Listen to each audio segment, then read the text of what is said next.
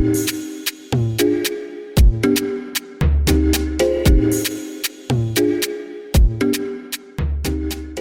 guys, and welcome to this week's episode of the Guys podcast with myself, Morale, as well as my co-host, Malima Vimbela. On this week's episode, we are joined by Dr. Mbulelo Koko, an amazing doctor, to give us a very practical as well as theoretical approach to the topic that is at hand. So we're quite excited to have him over.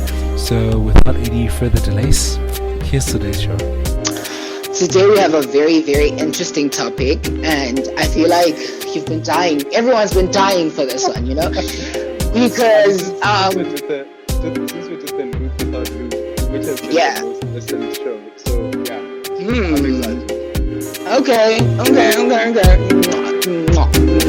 Anyway, before we even continue, I just would like to say, if you masturbate without any sort of lubrication, you deserve to be single. And yeah, it's gross. Don't do it. Anyway, today we're talking gay sex. Words.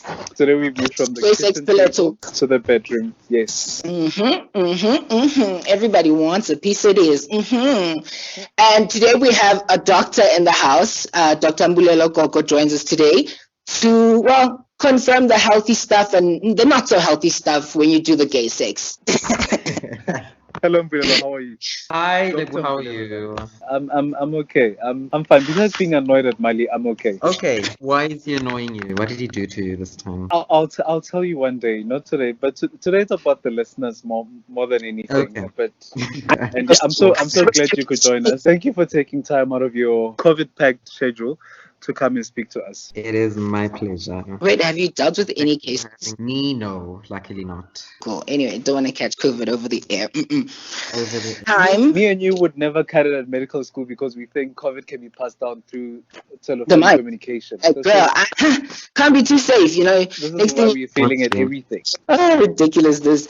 Anyway, let's get into it. We are going to ask the burning questions, the serious questions, the important questions, the right questions, all the questions that you want to know to make this gay sex the one, to make it pop. When the cherry gets popped, it must be popping, Anyway, doctor, Yes. Is it necessary to douche before anal sex? Is it safe? And what's the best way to do it if I do it? So, a lot of people do douche. A lot of people don't, right? It all depends on how regular a person is, and a lot of people who they know what their body does and like how often they need to go to the Lulu and stuff like that, right? So for those people, I mean, you'll know what you need to do beforehand, right? It can be troublesome if you are using products that are not safe, that are not like harmful chemicals or anything like that. So the advice is that you use just normal warm water with enough lubricant as well, because Lube it up. What do I need the lube for? For inserting the actual device that you are going to be using. I'm clean. Why can't I use soap for that? No, soap is gonna fuck with the pH balance around your parts. Your lady parts are gonna get dry. You're gonna get a dry pussy. Nobody wants a dry pussy, okay? No. So warm water, enough lubricant, and slow does it. Just insert slowly. Give it time. Don't force anything in there. We don't want any harm being done. Is there such a thing as too much liquid up there? Our rectums can take a lot. They can handle quite a lot. But I mean, let's not push the limits. You know what I mean? I mean, if you're putting in more than a liter, that's already just excessive. Going back to what you said there are safer ways to do it. What are some of the ways that you've heard of that are definitely not safe? So there's a lot of products that are advertised out there, especially for the women's health and stuff like that, right? Mm-hmm. That are supposed to be these fragranced soaps and things that are supposed to go into places that they're not. They shouldn't. So these things are harmful because they can cause many infections and just bad thrush. So these are things that we want to avoid, right? So just Correct. normal warm water is the safest. You definitely don't want to do anything that's going to jeopardize you being able to have sex after you're done with it. You want to be able Or to just like jeopardize your health. Do you know what I mean? Yeah. Yeah, exactly. So now if I decide to douche, and I'm going to do it the right way, of course, with all the right amount of lube and everything else that I would need to then get done with the process, would I be experiencing any discomfort or pain from doing this? As a first timer who doesn't know, should I be expecting pain? So usually not. You're not supposed to be experiencing pain. So if you're doing it slow enough, you are actually pushing the water in just slow enough and giving it time and not being forceful, you shouldn't really experience pain. Okay. Interesting. Now, a follow-up question. What's the safest position to go about it? Do I lay on my tummy or do I squat? Do I raise one leg? Do I put one leg on the basin? Or anyway it goes, whichever position I'm comfortable with. That's actually a very interesting question. Yeah, I think whichever position you're comfortable with, let's not go into acrobatics now, but I think whichever, position you're comfortable with to ensure that you are doing the procedure as slow as possible and as comfortable as possible, because I mean we all have different strokes for different folks. So yeah. That's the word. Okay, besides it being not messy because you douched and whatnot, what are some of the hazards one can experience or ultimately experience if they do not douche before partaking in anal? Can the scratches around your rectum or whatever become deadly over time? And should I find myself with such, how do I care for them? So I think your question has to do with like anal fissures and stuff like that. So the best way to avoid this is to use enough lubricant and to be as gentle as possible during the deed, right? I don't reckon you can actually suffer any harm from not douching. It's definitely up to preference. Of course, I mean, a little bit of a mess is always. How likely is someone to paint if they don't douche? Like, let's speak like statistics and like in percentages and stuff. Like, let's do a graph. I don't think the scientific world has done studies about that exactly. So yeah, so if you know that you're regular or whatever, it might not even be necessary to douche. Apparently, like the fatty foods are to be avoided if you are looking to bottom. Yeah, I heard that. Y'all start with the bacon and the Russian and the McDonald's and the chicken. You nasty hoes. Don't be doing that. I love y'all. Eat that shit. You eat it. You eat that and shit on his dick. But also, I think what matters most is being able to communicate with your partner. I mean, mistakes can happen once in a while, and that should not be a place of, of judgment or embarrassment or whatever. If you're an adult and you're having sexual encounters with a person who puts it in the ass, I mean, puts it in the ass. Yeah, so sometimes these things happen and they should be perfectly normal and they should not be grounds for feeling embarrassed or being humiliated by it. So now the big question, I believe, personally, I'd like to know, and the rest of the other size queens would like to know, how big of a penis does it have to be for it to be considered big? Let's speak centimeters, because I'm pretty sure everyone's familiar with a ruler and they can reach for one right now. How big is a big penis? How big is a large penis, a monster cock? Like I think he gets the picture. I think he gets the picture. So there are averages around the world, right? Depending on what region you're from. Let's talk SA specifically, and then look at the world. So the world and South Africa's average is basically around 15, 16 centimeters in length, but I mean anything between 8 and 18 can be considered normal. Okay. Yeah. There are certain conditions where, a penis could be considered a micro penis, and by this it means that his penis is Donald Trump style. Nope, no one's checking Oh for my him. God. Nobody's checking for that dick. So That- what that you're telling me is means- that, are you saying 22 centimeters is abnormal? I mean, it's on the upper limit of, of normal. But 22 people are there that carry that, and I mean, so yeah, above, I'm certain like above 17 is considered above average. I see. Okay, so anything longer than 17 centimeters is just a big dick, right? Yes. So it's a big dick. Okay, and then anything beyond that, like beyond 22 centimeters, 25 centimeters, that's a monster dick. Okay, cool, we get it. Yeah. Okay. So if I decide I'm gonna take a 25 centimeter dick and Oh my God. go all out and show out, right? That's longer than a ruler that you're How supposed to have in your... Okay. How likely am I, like, to suffer damage when we look at my anus? Like, will I be able to hold the poop in? Because there's a huge misconception about that if you take a huge dick, you will need diapers, adult diapers. So, is there any truth to that? Is this like a myth amongst the gays and like maybe the heteros? I don't know. But like, is this like a thing? Is it a possibility?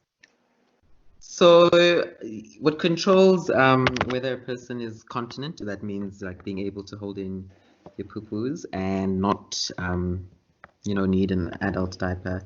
It's mostly controlled by the muscles in your pelvic floor, right? It is said that actually anal sex is good for exercising these muscles. Okay. Yeah, and a lot of women not a lot, let me not say a lot. There are some women who do experience things like incontinence and stuff like that, but that is part of aging and because of all the hormones and stuff that their bodies go through and childbirth and stuff like that, right? So these conditions are what weakens the pelvic floor muscles. But of course, Kegels are important towards strengthening your pelvic floor, and I do not think there's a link between the size of penis you take and your continence at the end of the day, because the muscles are able to stretch and accommodate most things, most members, most instruments that people put in there. So Wild. So y'all heard that, girls. You can get on it. How it is, you get on it. You'll be just fine after that, sweetie. You'll be just fine. You get on but of it. course, enough lubricant as always is important. Best friend, your lube is your best friend. Make sure that shit is sloppy. That dick needs to be sloppy. You need to, like, it should be slippery, like a slippery slope of just meat, just sliding in and out of you, slick and clean. Okay, girls, that's what's up. So quick question. What are some of the common causes of fecal incontinence? So there's a lot. Like most common would be things like if you have a spinal injury, if your spinal cord is damaged and stuff like that. If for some reason your pelvic floor muscles are torn, especially again in women, where you during childbirth some women experience damage to the pelvic floor because of childbirth and things like that, and the actual muscles getting torn or cut and stuff like that during childbirth. So this is a problem that mainly men don't usually have to deal with, especially younger men. Yeah. Okay. Usually don't have to deal with this problem. Yeah. Okay. So would you then say anal sex is supposed to hurt, or it's supposed to be pleasurable, as many have said and agreed?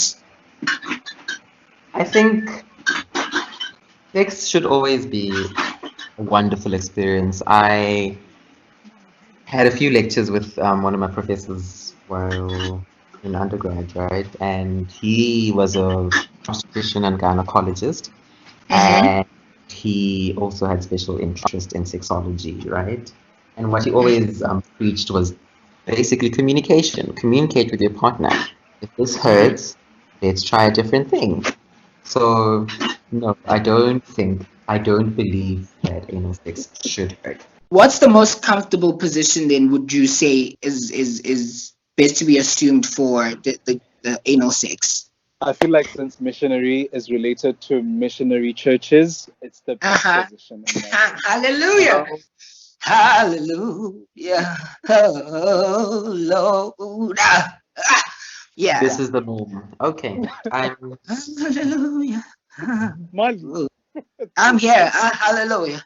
He's Oh, going to church. He's having the I'm time going to of his life. church. Oh, going to town low. Mali, remove the butt plug. Remove the butt plug. Okay, please. I'm fine. I'm fine. I sat on the remote. I'm so sorry. I sat on the remote and it started vibrating. Goodness me. Ugh. So basically, again, communication. Not every position will work for everyone because different strokes for different folks, right? So you need to be, again, communication with your partner. You need to know what works for your body, accommodate, or you guys need to meet each other halfway because it's an experience. It's not a one size fits all for everyone. It's just, there isn't a rule book about this is the best way to do it. Because if there was, what excitement would that be? Do you know what I mean? What else would you do?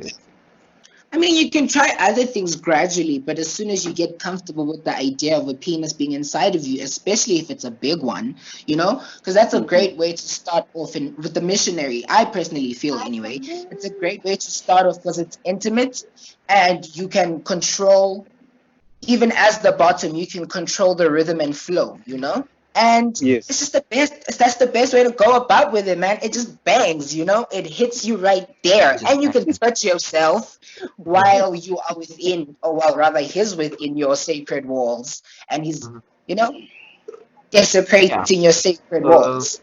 Oh yeah, hallelujah. Some Oh, people do prefer missionary. They feel like it's much for them. Again, different strokes for different folks. Let me just, okay, interesting. Mm-hmm. So, what's this about uncut penises being super dirty and putting me at a higher risk of contracting STDs and STIs? What's the chat there? Is there any truth to that? Before the doctor answers that, I just want to say, guys, here at the Archives Productions, we encourage safe sex. Please wrap it up before you chunk it up. Always. Unless you guys get tested every 3 months together, then you can do it raw. Go crazy. It's yours. God. And take PrEP, guys. Take PrEP, okay? Take PrEP. Go get your shots for the herpes and whatnot. I don't know, girl. The doctor will tell you all about that. But do all of that. Prevent all of them shits. But eat your nigga raw, girl. Eat your meat raw if you want to. But make sure you trust there's somebody and y'all testing together every 3 months. Okay? Thank you. What was the question again? I was about to ask. Do uncut penises put me at a higher risk of contracting an STI or STD, assuming I have this lava of mine, without with his penis that still has a scarf on, and I want to hit it raw. I want him to hit it raw. Will I be putting myself in danger? It's considered that yes, there is an increased risk of contracting sexually transmitted infections. The statistics right now I do not have, but there is. So for a lot of people, that's what was preached, especially in the early 2000s with the whole HIV doing quite a number of trouble within South Africa, especially about ARVs and people not being on treatment that time. So told them to eat vegetables, apparently, or whatever. Great man, that one. Love it for the world. Using but again, there's also the counter argument that there's less sexual pleasure once you have your foreskin cut off, because again, there's a lot of nerve endings that are in the foreskin, and a lot of people report decreased sexual pleasure after being circumcised. So I think you need to balance your wishes and what you think is important to you and how you go about experiencing and you know the So, autonomy to choose. so assuming someone wants to keep their foreskin, how do they keep it clean and yummylicious for when I want to give him some head, give him some neck, and throw a little, toss him a little ass. Not a neck. Is how does he make sure it's clean? Like, do we do it in the shower? Like, do we do it in Is the it the same bathtub? with cleaning my upways, warm water, You know, and just keep it moving, warm or water, can I just warm water. add Warm water clothes? is amazing, guys. Warm No water. sauce, just warm water, nothing else, just warm water. Yeah, like I think because the accumulations are basically just part of skin cells, dead skin cells that are just shedding. Warm water to clean it off should be fine. If there isn't specific regimen to cleaning it's actually called smegma, Mm. the actual. So yeah, there isn't a regimen on how to take care of it. Just make sure with your bath, your cleaning or whatever. Yeah. Earlier Lebu asked you about anal fissures, right? Yeah. And I remember a friend of mine had hemorrhoids, anal hemorrhoids, right? And he was very convinced he had anal cancer. Like, he was just like, I'm going to die. My ass is going to bleed out or whatever. I don't even know what happens. I've never bothered to look it up because I don't want that trauma. So how likely is a bottom to get anal cancer from having anal sex with big dicks that are uncut and clean? Okay. Okay. That's quite a big question, right? So a lot of the times anal cancer is caused by the HPV virus, which a lot of people know that the HPV virus is also responsible for around 75% of cervix cancer, right? Um, so basically, your risks are probably the same as getting cervix cancer in a woman. But you must also remember that the risk of getting cervix or anal cancer is a lot higher if the person has, for some reason, the immune status is less than sufficient or is just not as compromised. That's the word, right? So people that have illnesses that weaken the immune system, like diabetes, or they're on other medication that weaken the immune system, or having HIV and you're not taking your medication properly also increases your risk of getting anal cancer. But this Is is that what what happened in the 80s? HPV virus is. So basically, a lot of people are exposed to the HPV virus. Most people are able to clear it from their bodies. But if for some reason your immune system is weaker than what it should be, it can stick around a little more, a little longer. In that situation, it can lead to a person developing anal cancer. So, what the amazing scientists of the world have seen is that, hey, this virus is doing this, so let's get a vaccine for it. And there is a vaccine for HPV. There's actually a few vaccines, right? So, the vaccines that I know of myself are one Do we get Gardasil. them from the men's health clinic? You can get them from the pharmacy. You can get a doctor to write you a script, which I don't even think is necessary, but that's just me. Yeah, you can get them from a pharmacy. Our country was doing a thing of vaccinating, the girls that were in grade 4 or grade 3, I think 9-year-olds, which would presumably be the time before they start having sexual intercourse, right? So basically, if they are vaccinated before that, their risks of then getting the strains of HPV that we know are most likely to cause cancer, then they would, once they are exposed to those strains of HPV, they won't linger in their system. They They won't cause as much damage. They won't have cancer of the cervix. So I think the conversation should be broader, and we should be allowing, or we should be vaccinating everyone against HPV, because not only are the girls affected by getting cervix cancer, men also get um, penile cancer from HPV. They also get anal cancer from the HPV. So if we're vaccinating everyone, we should be eliminating it from our society, which is what I think is more important right now. You can get yourself the vaccines from a pharmacy. It's 3 vaccines usually over a span of 6 months. So is it okay if I let my top then jizz inside of my Tootsie Kabuzi, leave all his baby gravy inside of me, you know? So I always say sex all the time. Okay, well, okay. Condoms burst though. So, question: when the condom burst inside of my Tootsie Kabuzi, hypothetically speaking, okay? Hypothetically Yes. speaking, in a situation where his, what did you call it? Tootsie Kabuzi and his baby gravy. His baby gravy. Okay. Yes. In a hypothetical condition where his baby gravy ends up in your Tutti Kabuti, it should be fine as long as there aren't any infections lingering around. I think that's the biggest risk with getting his baby juices. What did you call it? Baby gravy. Yeah, the infections are the biggest risk. Other than that, there is no, of course, unless if you're allergic to semen, then.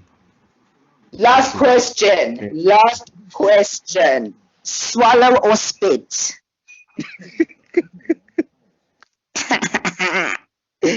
Swallow or spit? I think swallow if you love him. What If you do you don't, think? spit it in his face. Sorry, why are you even sucking his dick if you don't love him? Exactly. Why are you sucking his dick if you don't love him? You just let him stick it inside of you, that's all, and not through your mouth. You suck on a nigga's dick that you love, okay? Then you kiss him with the jizz in your mouth. Then you both swallow it. I think that a lot of men enjoy having their baby juices swallowed. Apparently, baby gravy. A lot of men enjoy that. It's just a thing for them. This is a conversation that should be had with the partner that's receiving to hear how they feel, because of course sex should not be a one-sided thing. It's an experience to be enjoyed. But I'm not putting myself in any risk if I swallow the baby gravy because I want to swallow the baby gravy, especially if this person and I have reached the ultimate sexual hygiene. Like we're getting tested together regularly. We are taking precautions. We are using PrEP. We have vaccinated against certain things. And we just keeping good personal hygiene. Is it then okay to swallow his baby gravies or let him put his baby gravies up my anus, you know, because he's eating right, he's healthy, we healthy. You feel me? It should be okay.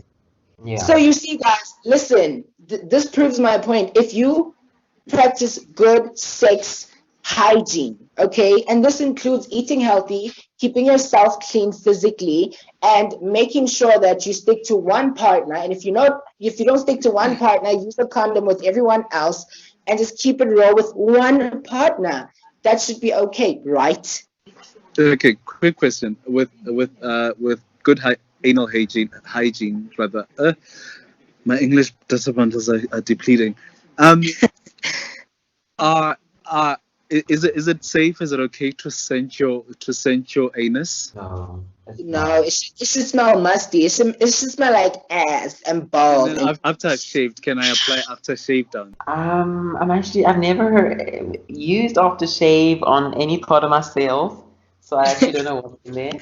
Nice problems you guys have. Okay, dog. Keep it hairy. Real men eat hairy ass. Okay, dog. Water-based or silicone lube? So water-based is great for condoms. Oil-based is bad for condoms because it makes them weak and burst, right? No, they get weak and they burst. Okay. So Okay, water-based and then silicone is apparently great for pleasure. okay, fantastic. Now, in closing, any advice you'd give to somebody who has never had anal sex and is thinking about it or is on the verge of engaging in it, what would you say to them? Go for it, don't go for it. What are the safety measures one can take and so forth? That you want to do a lot of your own research, find out what is comfortable for you, speak to your partner about it, make sure that you are both comfortable and ready for it. I think that is the most important, right? And there's a lot of information out there. Some might not be true. So use your own discretion for information. So that brings us to the end of Gay Sex and Pillow Talk. All right. Okay, Doc, where can the people find you? I am on Twitter. That's where they find me. Twitter is the best place to find me. I will put your details again in the description so people can search you and then follow you and then ask you any further questions and so forth. All right, that would be. Bloody DMs, open the DMs.